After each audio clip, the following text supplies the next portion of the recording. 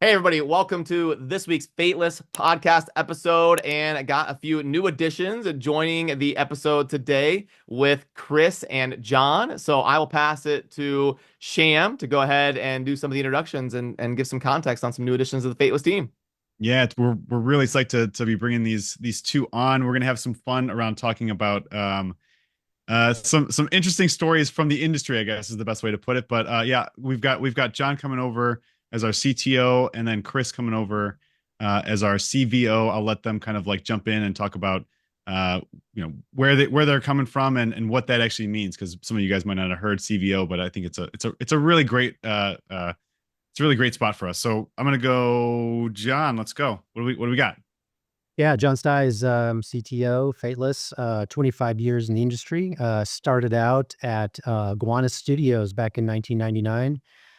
Those guys were working on Turok. I was on the football team. And then I worked my way through the industry, working on a whole bunch of cool projects. I was working with Richard Garriott, working at Sony on DC Universe, did Teenage Mutant Ninja Turtles, Spyro the Dragon, all kinds of fun stuff. So excited to be here.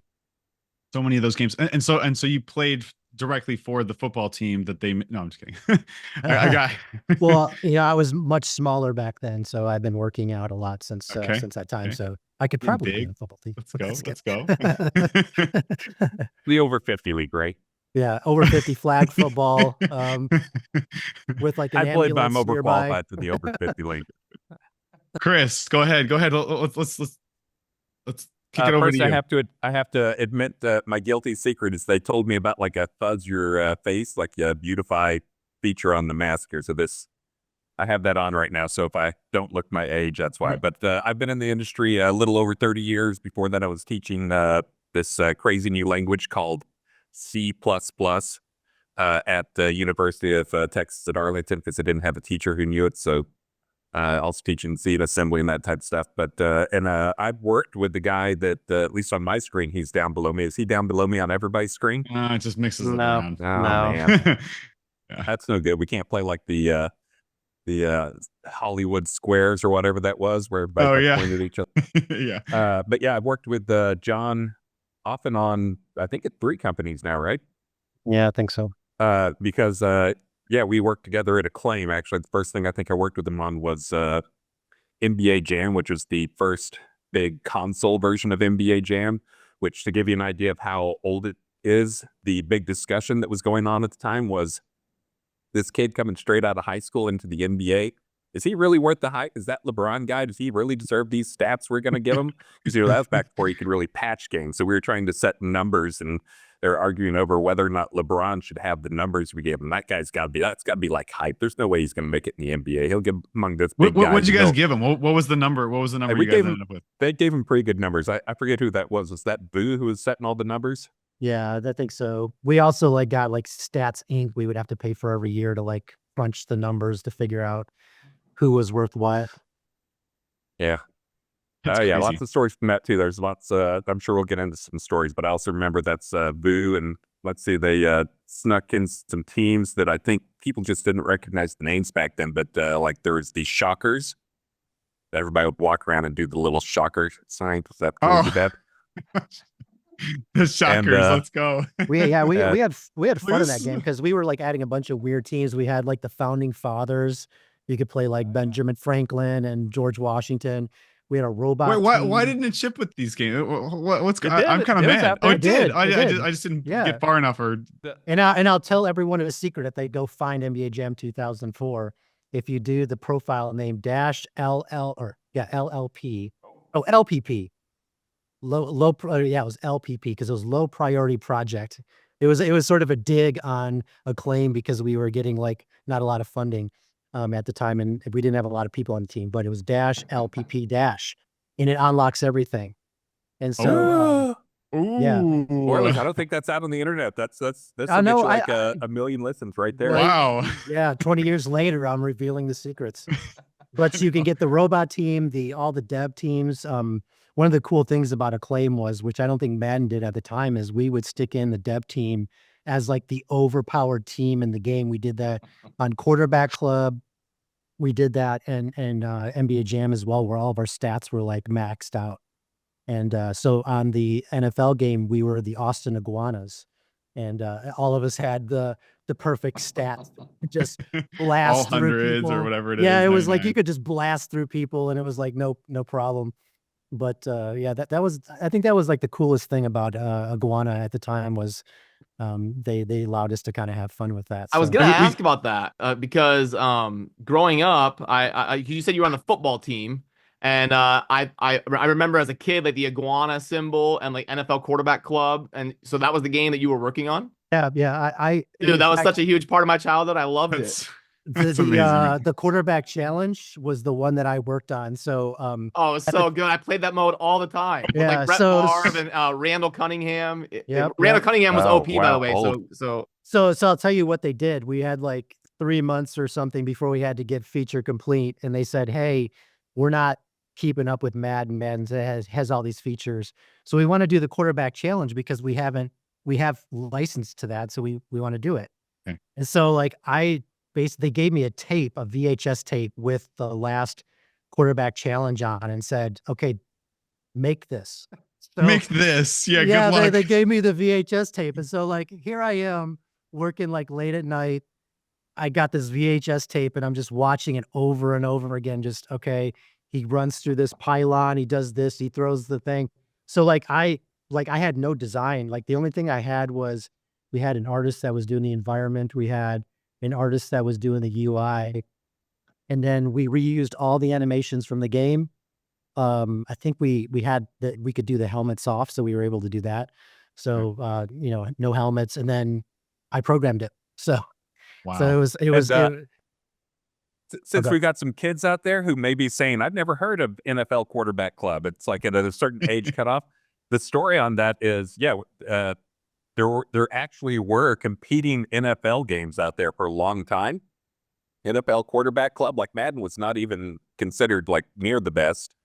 Mhm. And Acclaim had the quarterback club, but all of a sudden one day, poof, EA spent $250 million to buy an exclusive license, which shut down basically killed all their competition, and basically overnight every other NFL game vanished. So if you haven't heard of it before, again, they Yep. got the exclusive simulation license. There was an Yeah. arcade license, there was a simulation license. Wow. And actually, like what happened a few years before that was Acclaim actually did the same thing to Madden. If you go back and look, I think it's one of the N64 games where Madden, maybe it was Genesis, I can't remember, but one of those games didn't have the teams in Madden. They Oh, had they lost the license to the teams or something, and so they kind of got revenge on us. they're like like a the few bullies years. instead of the bulls. Yeah, You're like, wait, or what's going on here? Like the slackers instead of the Packers. Like, I mean, yeah, because what somebody at the NFL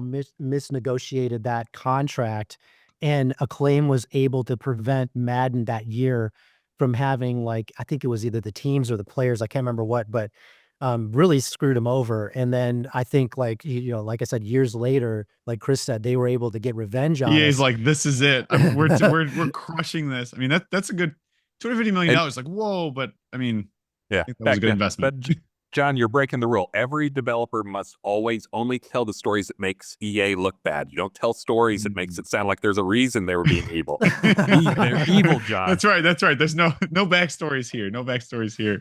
No context. Oh, that's so Yeah. wild though. I remember being a kid in my room playing that mode relentlessly, and then here I am working with the guy at Fateless who was responsible for that mode. So that's very cool. Yeah. Yeah, Literally insane. that company was so fun. Like there was this weird stuff that would happen all the time. Like one time I was working there and I see this big figure walk by me. And I was like, what was that? And I looked and it was Brett the Hitman Hart walking through her office because he was gonna go talk Legends to of Wrestling. the Legends of Wrestling guys. Like, And I was like, holy shit, this guy, can I swear? I don't know if I can swear. hey, you're fine. You're fine. Okay. Yeah, and I was like, holy shit, there's like, Brett the Hitman Hart. So like I went and said hi to him. And back then, like I was like, oh man, this guy looks old. Like without his makeup and the cameras, like he just looked Yeah. he looked really weathered. But man, that guy was still going for quite a while. That's a rough industry, man. pro wrestling is Yeah. not it's not a spot where you're going to age gracefully. I don't think. Like, Mm. but I'm sure it was like, you know, one of those guys where just like a giant hand. Like, I mean, he's a big guy. He's a Yeah. but so yeah, I mean, let's jump into this. What are some of the like, what are some of the I don't want to go like the craziest, but let's go like pretty crazy stories that you guys have from kind of your years working at these amazing studios. We'll take turns. You want to go first, John? You want me to? Yeah, I can go first. I guess the first one I can think of is that we had, well, I'll set it up a little bit. We had this guy who was our producer, and he only liked McDonald's. And so, like, when we worked overtime, we there was like a period of time where it was just basically like a death march on these sports games, which is why I don't like to work with them anymore. Um, but there's a period of time where we were on death march, and this guy, so he would be in charge of doing the orders for the overtime food. So every day it was like McDonald's pizza, McDonald's pizza, McDonald's You guys are feeling pizza. great throughout the day, Yeah, right? and so it's like, oh, like, come on, man, we can't do McDonald's pizza, you know, every day. So finally we were able to like wrestle that away from him where he didn't get to be in charge of like the menu for the overtime food. So then we started getting things like we were getting like Tex-Mex, and we were getting like Southern, I can't remember the name of that restaurant that closed down in Austin, but there was a Southern cooking place where it was like green bean casserole. Hoover's. Okay, Was that Hoover's? No, it was, I can't remember the name of it, but it was just like stuff like that. So like rice, green bean casserole, I think it was like meatloaf, and then we would have Tex-Mex. And so Okay. like especially with the Tex-Mex, like most of the people, you know, they'd fly through the beef and the chicken and stuff, but we would always get left behind these giant things of refried beans and black beans and rice. And so we had a fellow that worked with us. He was one of the designers, and we were like egging him on. We were like, "You can't eat this whole tray of beans." And he's like, "Yeah, I can." He's like, yeah, he thought he was a competitive eater because we were kind of like in this. A lot of us were in our 20s, so like we, you know, we were You can do anything, right? we Yeah. were pretty stupid back then. So so they're like, "Yeah, I can." So like they had these big spoons, and he just started spooning Oh God. big things of black beans into his mouth. There's money involved, right? Yeah, there was money. we We all started throwing money on the gonna say. table, like egg him on. He didn't make it. He didn't get past. I think he ended up getting sick. Of course, like the sheer because like those trays. My you know, my uncle runs a restaurant. Those trays, you're like, they don't look that big, but it's a lot, especially beans. Yeah, yeah. Can So do this that. giant vat of beans, and so you know, we had like a whole phase where we were like egging people on to eat various things, and it always turned out really Did you guys ever poorly. do the White Castle challenge, like the box of White Castle? I don't know if you guys have White Castle in Austin. I'm not sure if it's No, Not- in the Midwest. not so yeah, much. we had a similar thing where I want to say it was Richard Garriott that when we were working with him, they would do McRib like challenge? they would do the McRib challenge. That's on And- YouTube. You can get on YouTube and like search for NC Soft McRib, and it'll Yeah. show up. You can see the McRib challenge. Yeah, and it And- basically turned into at the last time they did it where people were standing over a garbage pail just waiting for themselves to vomit. Oh, And then the HR was like, let's not do this anymore. guys, we're done here. Thank you so much. Keep moving. The first one was the best one because someone actually went in, like one of the video people went in, and like as they ate, they were like, you know, cutting it, and they actually like make it interesting and keep it short. But they had a bar at the bottom because it was like the eat 10 McRibs, and the bar filled up, and then the trash can, like the moment of the trash can, and you can see the bar empty out the trash can. Good time. This sounds like my early college day. This sounds like you know, like I was saying, hazing in gaming. Is that the There may have been some hazing. listen, I don't know, but it's a bunch of guys getting together making cool stuff. You know, you're gonna do that kind of stuff. yeah. It's just gonna happen. But what do you got, Chris? What's your let's hear the one up. Do I want to go for the one up now? I was going to tell the funny story about the first place I worked. That's more game history. The company called Intracorp, which I worked at, which worked with, we did a number of games, but like the V for Victory and Harpoon 2, that was actually 360. but they were acquired by them. But anyways, but that's Intracorp acquired us. We had no idea where the money, like these guys never really had any success. Like, where did they get money from? I think their big game was like Witch Haven. Okay. Trying to name some games you might have heard. Witch Haven and Tech War. Just all some kind of like B games that you'd get like in CD bundles and stuff like that. But anyways, they eventually went bankrupt. I can't remember this game. Okay. And Tech War was famous because that was William Shatner, which we had to go to like share E3 booth with William Shatner, who I think he's better now, but back then he was kind of the arrogant ass. So he made our office manager cry and made everybody hate him. But it turned out the mystery was solved when they finally went bankrupt and everything came out. Because another one of their games that was famous for being horrible was a Homie the Clown game. Anybody remember Homie the Clown from like? Yeah, I remember TV? Homie the Clown. Okay, so that was actually, for those who aren't older, it was actually like something that was semi-popular, but like kind of popular for being stupid.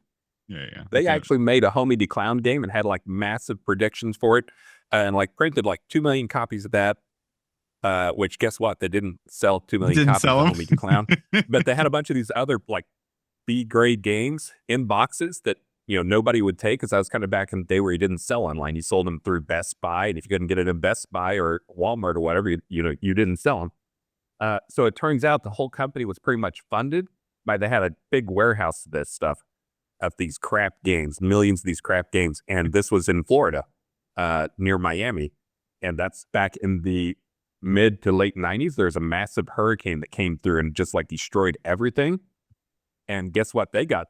They got government relief, 0% interest loans for all of their crazy valuable games that were sitting in a warehouse that were destroyed. They weren't going to sell either. Oh my and that was pretty much like how the whole company was funded for years, was like 0% government loans, because their poor Homie the Clown games were destroyed. But should we be setting up our servers or something on like, Yeah, where's our warehouse in Florida, Sham? Yeah. Just move down there as You a hurricane comes through. You should grade one of those, get a graded Homie the Clown like game in box. Seriously, Homie don't play like that. Homie don't play like that. That would be amazing. I would pay money for that for sure. I would buy that today. That's there's no question on that one. That's crazy. I mean, like, Homie the Clown. God, I haven't thought about that in so long. I didn't even know about that, and I was a hardcore gamer. Yeah. So there was lots of nefarious stuff going on in the game industry back in the 90s. Like Acclaim was involved with quite a bit of it too. Which Teenage Mutant Ninja Turtles did you do? Which one were you guys responsible? I played a lot of those. I did Out of the Shadows, and I did Portal Power. Portal Power. That was a good game. Okay. Yeah, Nickelodeon. New Turtles movie coming. So I didn't know that. Is this a spoiler? I didn't know about this. What? I just saw like the preview port. So yeah, there's a new Ninja Turtles movie coming. Is it Is it look it up? Which style is it? Like because they've kind of bounced around on styles. It's the looked like it was rendered real life. It's hard to tell because it was in like it was all fuzzy and just in like a movie poster type thing. So I'm still waiting for more info. I remember Shred. I still remember Shredder from the. I don't know if that was the original. That was the original one where they were kind of like in the suits and they were, it was like live action. Yeah. I still remember. I still have like a vivid memory of like, oh man, Shredder's so badass. This is this. I actually met Ernie Reyes Jr. I think that's his name. Just at Comic-Con, he was in the Austin Comic-Con, and I got to meet Ogre from Revenge of the Nerds too. Yeah. That's awesome, man. Well, so when you were making these games, like, I guess this is a good transition. Who are some of like the famous people that you've basically had to interact with and connect with because of a game? You know what I mean? I'll do one. He's not famous, but it was funny. When we were working on football, they brought I think he was with the Philadelphia Eagles. He was the defensive coordinator, and we would bring him in as like to give us consultation about, is our game like design, basically, like kind of like design, a design consultant. Design consultant in a way. And he would just take people in a room and start yelling at them like they were like football players. Like, I don't know why you're doing this, and this is not how football works. And like, yeah, he's just is as like we were one of his players. So it was a pretty authentic experience. Like if you really wanted to get yelled at by a defensive coordinator. So I feel like you guys should have recorded like some of those just to get it, like get him. Hey, can we get you in the game for like something like? That's awesome. What about you, Chris? Who's someone that's crazy that you guys? Tons and tons. Just I probably depends on what company you're at, but I got to work with in my first company. There were 3 different artists or authors I got to work with, which was Larry Bond for the Harpoon stuff, David Drake for Hammer Slammer stuff, and then Roger Zelazny, who died mid-project. Wow. Oh, to get out. We jokingly said he died to get out of the contract with Intracorp, that first company I was pitching. They shipped the game. I can't take this. And then I'm trying to think. Let's see. Probably the next going up companies in my mind. We did a Wild Thornberries game, which seems like it wouldn't be that cool. But guess who does the voices for Wild Thornberries? Tim freaking Curry. Tim Curry? What? I didn't know that. He's the dad. So Tim Curry does the voice for the dad. And the little brother, if you've ever seen Wild Thornberries, that's Flea from the Wild Hot Chili Peppers. So yeah, so some. That's crazy. And so like when you're working, connecting with them, is it like, oh, we met and we just chatted, or it's like, hey, I had to bring him in to do like voices, you know what I mean? Like what? Yeah, those guys were like, they were funny. They brought back a bunch of like voice recordings from like Tim Curry, like curses like a sailor. He was absolutely hilarious in their voice recording stuff. But yeah, they keep him in the phone or in the audio booths. You don't hardly get to, we didn't get to hardly talk to those guys at all. But the authors actually like, exchanging emails with them, or, CC'd on emails with them and talking to them about stuff. And was that just to like make sure the lore lined up with like design, or was it like, what was that about? Yeah, those are just trying to like spend, several months working with the plans for Hammer Slammers, which was David Drake, which is a whole book series. And yeah, for him, it was very much like he was very much about the lore and like not wanting to make it too fantasy based and just going back and forth on that type of stuff. I love that kind of stuff. And then William Shatner, I didn't have to actually work with him. I just like, he was there like at the E3. I like the way you phrased that. We did I didn't actually have to work with him. Yeah, we weren't involved with that game. That was being done by the other studio within the company. Yeah, he was there at the E3, which I was actually in E3 where I got to meet Douglas Adams and talk to him for a little while at Hitchhiker's Guide to the Galaxy. Yeah. And that was shortly before he passed away. That was like the E3 in Atlanta. That was the last awkward talking about games history. John, did you ever get to go to an E3 before it moved to just being computer games? Because I don't think so. Maybe. Yeah, because it's like Electronic Entertainment Expo. Well, it used to be like everything. So it was like videotape sales and all this other stuff. And then it slowly shifted towards games. But I went to the last one because for a while there, it was really big with the porn industry. I mean, this is all about sales and money stuff. So they're bringing the ladies in. Wow. When they took E3, and this was maybe 99 or something like that, 98, they had E3 in Georgia. They just had the Olympics at the in Georgia, and they were using that space. They got into like some contract where they did a couple of E3s in Atlanta, Georgia, and the Olympic space. But it was super awkward because it was all, it was probably 95% video games, 4% like DVD sales and VHS sales, and then 1% porn stars. So you'd be like walking along, there'd be like a porn star sitting at a booth advertising her porn. Oh man, or his porn movie. It was insanely awkward. You felt so bad for him. And but yeah, they're sitting in a booth. Oh god, yeah, that's So because that's how it was, and that's how because apparently the years before, they'd have a hall for them. They'd have like, this is the the porn hall, but it got so small that it's just like, yeah, where do we have room that we can put them in? just put them next to Nickelodeon. Yeah. That's fine. That's a good spot right there.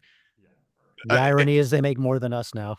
The funny question is, the funny thing is, speaking of William Shatner, the last thing that I've kind of seen with him, I was at the Eclipse at this big Eclipse event in Indiana, and he was like the speaker during the total eclipse. Like it was, which by the way, I was like, wow, this guy. I mean, I don't know how old William Shatner is. Who had that on their dead list? their last one to die of all the Star Trek guys. Like, did anyone think it'd be Shatner? That guy looked like the least healthy guy out of the bunch, and now he's like Gotta be in 90 his years old and 90s. still But he's been to still space. talking. He's been to space. He gave a rivet. I mean, it was like I saw people in tears. Gave this he was going, and obviously it's a very intense moment with the eclipse and stuff like that. It was really cool. I'm not gonna lie, but like I was like, wow, this guy's like 90 something years old. Yeah, it's shocking. Rocking. Yeah. So It looks good. yeah, Definitely. yeah. But yeah, so John, what about you? What's like the all right? So let's go to like pinnacle star. Who's like you're like, oh my god, I kind of freaking out a little bit because I've met this person. I mean, honestly, when I was at E3 and I met Ogre, that was pretty big. That was number one for you. Okay. But in the industry, like, Brett the Hitman Hart was super cool. There's this, you run into people and they're pretty nice and amazing. I always wanted to meet Richard Garriott. I know Chris is like best friends with him, so he talks to him every day. But that was a big deal for me too, was meeting and working with Richard. Richard's a legend, man. That's he crazy. You got to like. And I always tell people this, like, he's super generous. Like, he's just, you'll see him. Like, I remember I was at the Omni one time and he was sitting there with some other people that Chris knows. And he's like, hey, John, come on over. I'll buy you brunch. And so I just sat down and started eating with him. It was like, I don't know if you ever came in the middle of like a meal with somebody and then you're ordering and you're like the last person to get done, you're just eating. You just feel bad the whole time because you're having a conversation. You're like, yeah, man, I'm just shoving food in my face really fast and like trying to get through it, But yeah, he's a super nice guy, super generous guy. But yeah.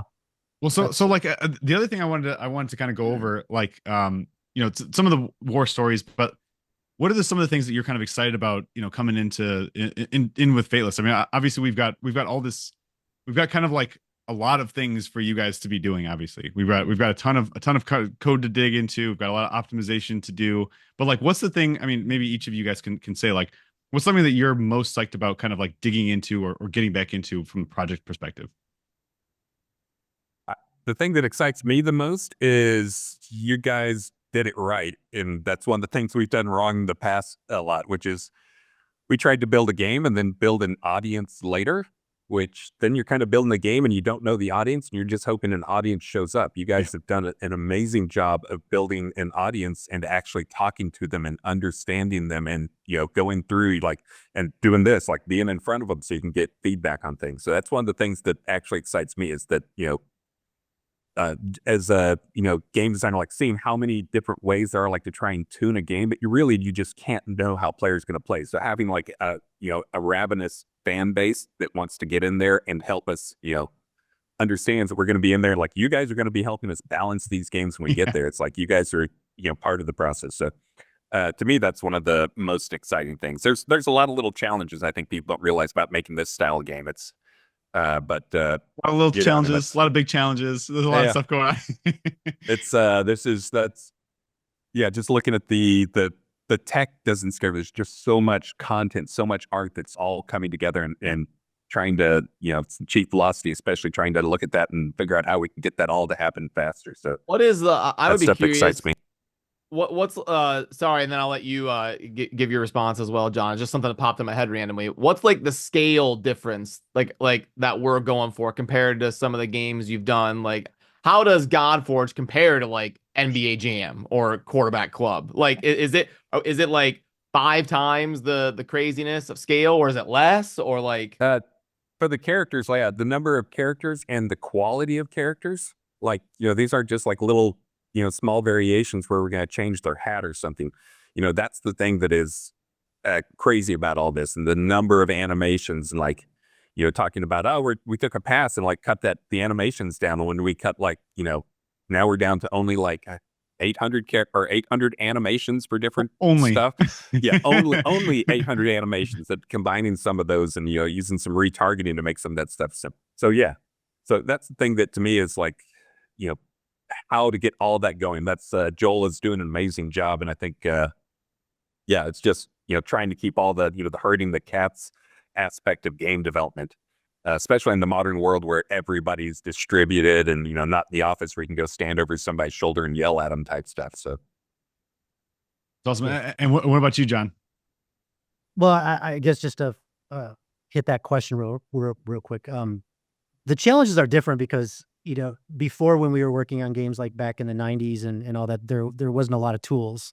And so when you were creating a game, you basically started from a very limited demo of something that just put some triangles on the screen, and it's like, okay, now you go make a football game. So the challenges were quite significant when you're focusing on an engine and tools and everything. And I think the nice thing about like modern game development is there's Unity, Unreal. Yeah, you can go do your own thing, but it's mostly you're worried about content, you're worried about good gameplay, and unless you focus on things that matter to the player, not how well something renders, like a stadium renders when you're on the PlayStation, let's say. So that's cool, I think, about what's going on now. But like Chris said, I think he pretty much hit it perfectly. Is, you make a game, and I'm an indie game maker as well, and you just don't know. You don't know what's going to be a hit, and you don't know what's just going to be a dud. And sometimes it seems a little viral. Sometimes I get a little salty in my old age. Is like, why did this fishing game like get like 1 million downloads? power washing game, a Power washing game or something like that. So Or Banana. You guys saw Banana top the does, charts, right? Yeah, the banana clickers, like all that stuff is, it's a lot of meme games. And I watch my daughter playing Roblox and just stare at her and like, what's going on in her head? What Why is is she this? playing this game for like 1,000 hours? So like coming from a more traditional game development space where we kind of like build these big grand games, and then seeing something like small like that take off is interesting. But again, going back to like the audience, the built-in audience is super great to have. Like people are interested in your stuff, in your game, and they're invested already, and that's really important. So yeah, it's massive. I mean, I think it's one of the biggest things that I love about this approach that we've done, coming from when I started my own indie company. It's so nice to have this all of you guys out there, basically, like to have a conversation with, to share the journey with, and to kind of like to know that we have kind of this product market fit. We're showing you guys like live, hey, this is what we're doing. What do you guys think? Is this good? Is this great? So that really helps to kind of get us into a great position. Thing that I wanted to ask you guys that I think is most important is, what games do you guys play now? What do you guys actually, what games are you guys? Question. If you're making games, you got to be playing a little bit of games. So I have this tendency to buy a Steam game I see that looks really cool, play it for about 15 minutes, and then never play it again. So you have like And 1,000. so like I'm a collector now, so Yeah. of games, but I love indie games. There's a lot of them that I just kind of roll between. But if I was gonna talk about like the larger game that I play quite often, is League of Legends right now. League, okay. So Who do you yeah. play? Who do you typically go after, or at least position? Well, jungle, but I always do like Solo man. I piss off my teammates because I do a lot of off meta stuff. Like I'll play like Yorick jungle, or I guess it's not really off meta anymore, but I'll just do like weird stuff that just annoys my teammates. But Kind I'm of not gonna testing the say I'm system, good at really. it. Yeah. It is more just like, hey, I want to see what happens when I do this. It's maybe a bit of we're all like amateur game designers, even if we're in other positions in the industry. So Yeah. we all like to look at that stuff. So I just kind of dink around with that and dink around with indie games. I make indie games, and You got a shout out for an indie game that you're like, man, this is like something super cool. yeah, I'm working on a Sinistar clone right now, called Kill a Star, because I can't use Sinistar. It's what based happened off to of, Cheney Star? well, Where's Cheney? Yeah, come on. I heard Cheney Star. Yeah, What's going on? Yeah. so there used to be the game that this was based on. I updated it because it was based on Dick Cheney. He's a robot monster from space, and he likes to like like harass people. But that was like Dick Cheney's very aged joke now. So Well, you could have um, updated it to include like a shotgun for shooting people in the face. he does Oh he man. already does Oh, do you did? that. Okay, great. No, so the thing that's different about this Sinistar version is it still has the 13 crystals, and then collect them, you get the 13 Cinnabombs, but they're called kilobombs now. But he does have like some things that he does aside from just chasing you once he becomes activated. So once he becomes activated, he's doing the shotgun blast, which is just it shoots like an array of bullets. And then also he will do like this gravity attack where he'll pull you towards him, because if you remember in the original Sinistar, if he touched you, he would pull you in and then Right. chomp you. Kind of vacuum. Oh, Yeah. so now he can suck you in, but the only way you can stop him from doing that is to release a kilobomb, and that stops his attack. So it's really Right, fun. and what so for everybody else, what style of game is this then? It's a shooter, shoot 'em up, I guess. Instead of it being flat and 2D like it was, it's a 2D, 3D mix. Okay. It's on a sphere, so like you can kind of see like kill a star behind you, and as Yeah. you're moving like in a sphere. So And what's that done? Is that another Unity project, or do you go Unreal? no, Or so the original game was an XNA, so I switched it over to using Mono Game. oh, okay. Yeah, so You guys are versatile, man. I'm like, yeah. I mean, why wouldn't you just quickly use an engine that you can spin up? But like, so why I guess why do it that way instead of just saying well back back when I did that, there wasn't Unity, and this okay. was like one of the first C# based engines you could use, and it didn't have any, it could do rendering and stuff like that. It was very similar to like DirectX, but you could write it in C#. So I had to write like a forward renderer and some of the things that you get for free with like I had to write a particle system, and I had to write like the input controls and all that stuff. So again, like people that use Unity now, they don't have to worry about that stuff. And I just always hope, like, if Unity goes away, like hopefully like we find something to replace it, because Yeah. we've all gotten too used to like the all the nice stuff that comes with Unity or comes with Unreal. And that's happened before in the past Yeah. too. Like Yeah. there used to be an engine called Renderware, and everyone was on the Renderware bandwagon. And then suddenly, was it EA? EA bought it. And then Oh, and then just like shut it down. yeah, EA's like, no, guys, don't worry. We're gonna keep making this engine. It's like no problems. And then like a year later, Renderware's gone. Yep. Wow. So Hey, my like, small world name drop is we mentioned Dick Cheney. I mentioned the shooting him in the guy in the face. For those who don't know, Dick Cheney, DP, who shot his hunting buddy in the face. The hunting buddy who got shot in the face, we shared a building with him. And so one time I was in the elevator, and like one of the guys who worked with me was like elbowing me, like what? And then they told me, like, that's the guy that Dick Cheney shot in the face. You can see the pit marks in his face. And it turns out it was. And from then on, every time I had to like try to like really force myself, stop, don't stare, don't look at his face. That's nuts.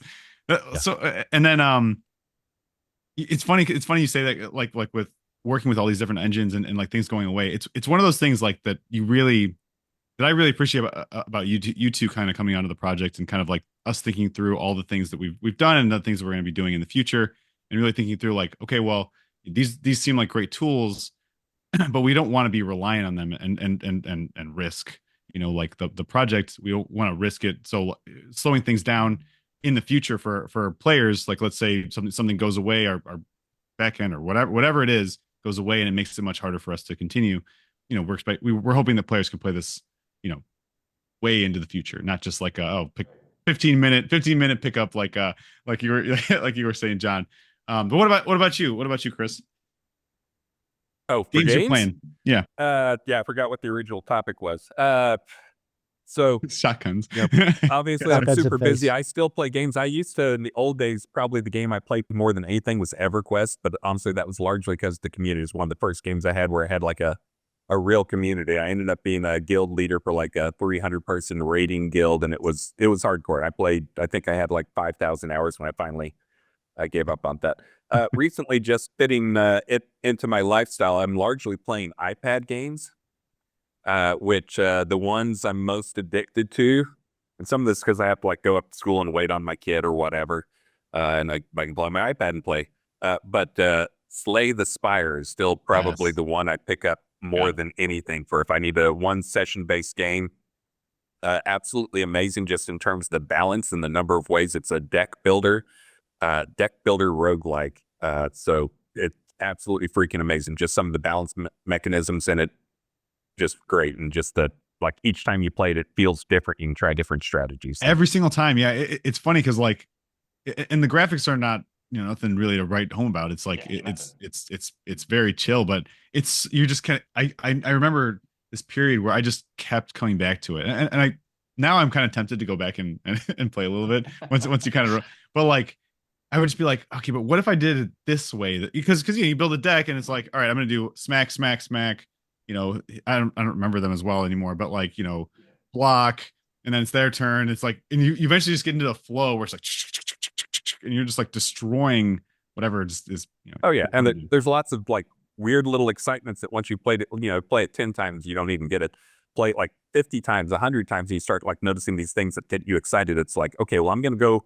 What kind of deck strategy I'm going to build? Like, okay, think I'm going to go, I got like a 0 in like my first deck. Okay, I'm going to go for one of these like 0 focus, one of these 0 mana builds where you can a lot of these cards, and there's like cards, I can pull in the extra cards, and you're playing lots of cards. That's like, but that only works if you keep getting those. And like, you pick, and it's like, okay, I'm going to go for a 0. And like, oh, next one, I got a 0 card too. This is going to work.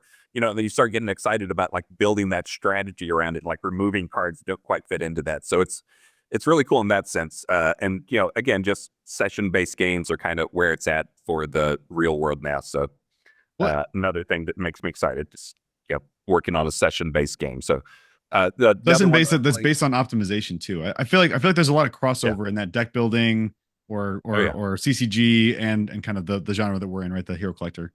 Oh yeah. Yeah. No, so much of it is just, basically heroes are, like, here's 3 cards that just happen to be bundled up in a pretty hero. Yeah, exactly. So it has that same type, trying to plan. But I mean, I also like that there's a lot of discussions, and I'm sure, hopefully we'll have those type things too, of like talking about like, kind of the offline discussions that happen over the strategies and the good combos and the this, that, and the other guy go together great, or this, I didn't think these guys would work, but they're like got through a battle I couldn't get through before with the, more traditional things. So, it's that type of offline and unexpected behaviors, and just when we have as many like apple to oranges type of crazy little effects and things, there's a lot of these things that maybe we didn't design them, but they end up being cool, and it happens, kind of emergent, and then we just embrace them and like, okay, that's great, that was totally planned. Yeah. So right, yeah. So exactly, like, I'm sure Brad, you've got like some like combos that you're starting to think of in your mind. It's like, and they're like, oh, this is gonna be so overpowered.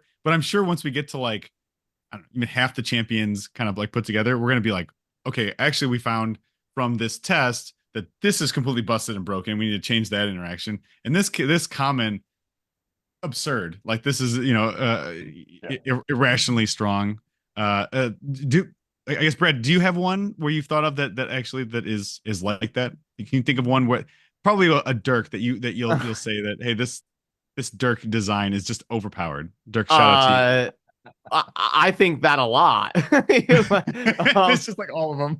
Yeah, I think a lot that we're going a little on the stronger side, but I think that's good. I think like Dirk likes to say, if everything is overpowered, nothing's overpowered. It's just it's just a bunch of options at that point. But no, I think we'll do a good job balancing it. And yeah, you brought up a good point. We can't really theory craft until we see thousands of players in there breaking things and testing things, and then we'll be like, that thing that we thought was trash synergizes with this, and it's like way meta OP, and this thing that we thought was strong is underperforming. So it'll be fun to see how that shakes out. But yeah, there's a lot of stuff like that right now where I'm like, whoa, this might be a little bit crazy. But John and Chris, it's your job, I guess, and this is what's going to be really interesting to see how you approach this, to make it so that we can actually do those tests, or at least try to do those tests before we kind of ship it out to you guys, and Yeah. Yeah, that was the first thing we were talking about is, how do we, is this something, spreadsheets or what? Because that's a lot of the hardcore designers will have spreadsheets. But there's, again, just this style of game just has so many things I'd refer to as like apple and oranges effects. Like, we can put it in a spreadsheet, but how do you compare like a drain or steal their buff to this other thing that's just pure damage, or this other thing that buffs a stat, or, this thing that's like, what are the numbers for those? And so you end up having to try and pick numbers. Really, it ends up being a grid of like, you got 100 effects over here and 100 effects over here, and here's the 10,000 ways they can combine. But then we've got even more than that. So that's a big part of why, like, when John and I got here and we started talking, earlier this week, it's like the first thing we're doing is like, oh, we got to have like a absolutely amazing metrics capturing system so we can start identifying this stuff. And we need to additionally make tools so that designers can go like do something that's like, I think these guys are perfectly balanced against each other. Let me run 100 fights on them just immediately and see, because I want 50 and 50. And of course, it'll be like 98 and 2 or something like that. But getting them those types of tools very low on our priority list, because then we will be giving that to players so that they can actually come in and do the metrics test. And then we can look at what players do versus what the ideas. And that's one of the things that, I'm interested in, like the whole autoplay versus someone trying to hand play, and picking and trying to, because that's another one of those things, is that's going to be like two totally different sets of metrics of how, the style of play for people. So excited to see that too. League of Legends has not figured out how to balance anything. So I think, with the amount of resources they have, they're still chasing the balance. So well, the good thing is, I think in this genre, and this will be, interesting to see how this pans out. But in PvE, a lot of it is about, okay, is it fun to do lots of different combinations? Can I, does my roster give me lots of options to do lots of things? And do I not just instantly break through any challenge? And do I not just have one champion that just must be put in my team? Those are like the crucial things. Yeah. Then with PvP, balance then becomes much more. It's like, it will never be balanced. It just has to be fun. And I think that's the thing. Like, it has to be like, this is enjoyable, and it's not just one strategy or a couple strategies that always work. And as long as I think we achieve that, and we make it so, hey, we've got kind of a shifting landscape, and things change at an appropriate pace, and we listen to the community, and we look at the numbers. I think if we're doing that, I think people are going to be happy with what we build. You know what I mean? Yeah. And there might always be a perception. Yeah.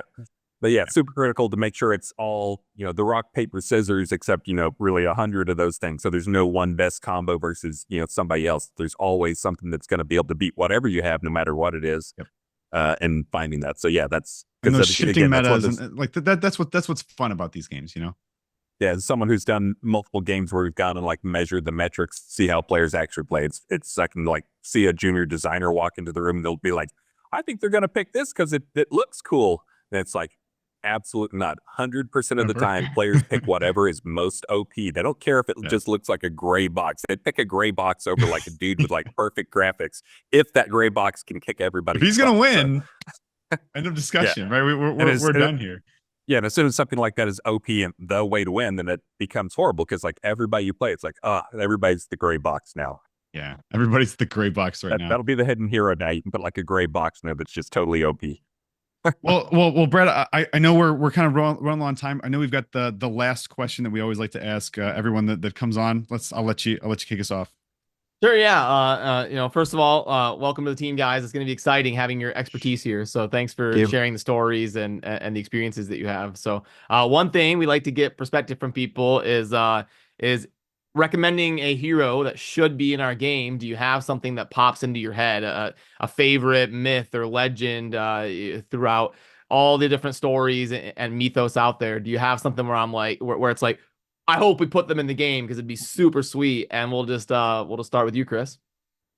Oh man, you started with me. I did not think this through ahead of time. That's how we want it. We want gut reaction. We want gut reaction. Yep. Well, I want to say, I mean, just the way you guys picking the heroes and picking these like known fictions that aren't really owned by anything, and then it's like so much of it is you don't have to explain. Like, you have a Zeus in the game and people know it. I mean, that's one of those things I love. I actually pitched an old RTS back in the days when it was like the original Warcraft game and Command and Conquer's. I pitched one like, let's just do like an RTS that's based on that stuff. That's like the Gods type game.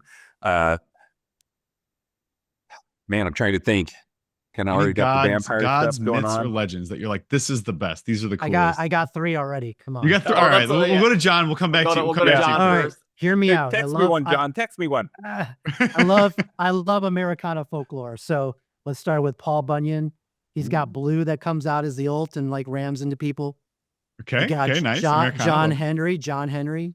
He's got his big sledgehammer and he can throw railroad spikes at people. Maybe. Do you guys know the song? I feel like I have it in my song. It's like John Henry, something like that. I don't know. Don't make me sing.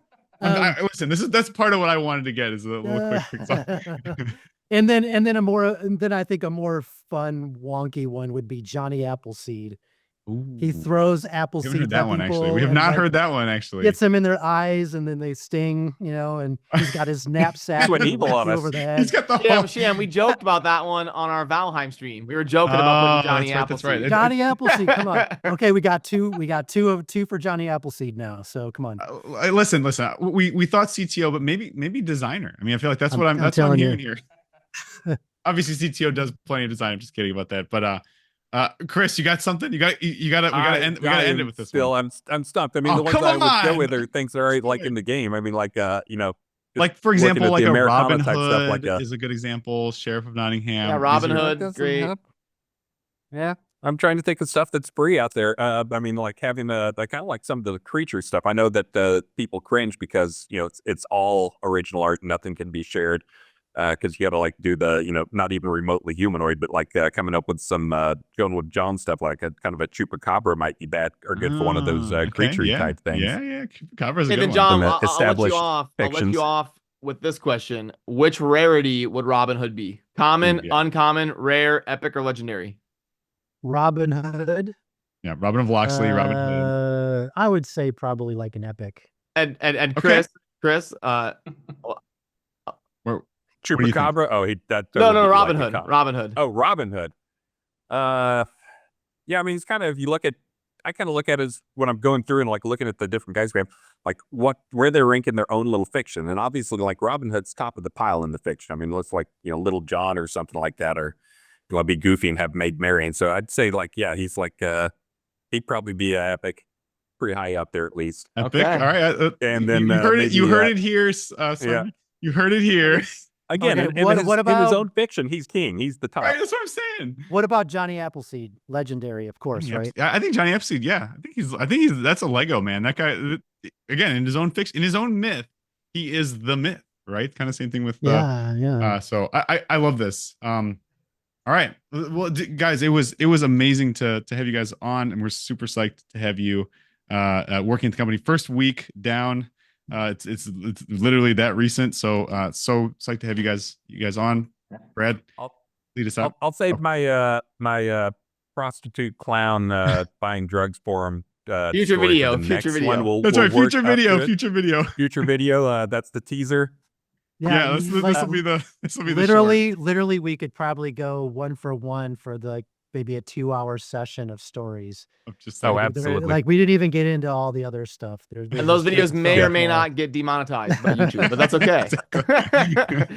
All right. Yeah, thanks guys. It was a blast. And all of you watching, thanks for watching this episode. We will have all the links you need down below to participate in the conversation. Head on over to the Discord server and all that good stuff, and let us know your thoughts on some of these hero ideas and some of the game features and all that good stuff. So Sham, Chris, John, thanks. Cheers. Have a good one, everybody. We'll see you soon in the next Davis podcast episode.